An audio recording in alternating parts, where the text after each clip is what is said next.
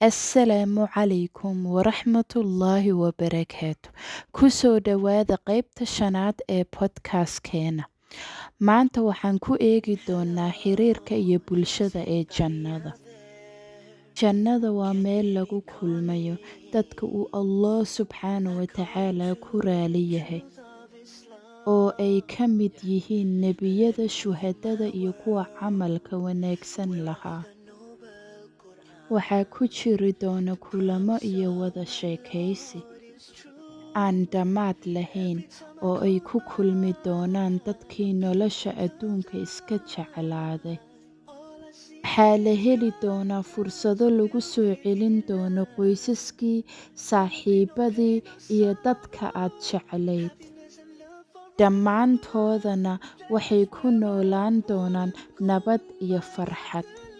Xiriirka jannada waa mid ku saleysan jacayl iyo raali ahaanshaha, waana meel aan marnaba laga dhex dareemi doonin murugo ama khasaare.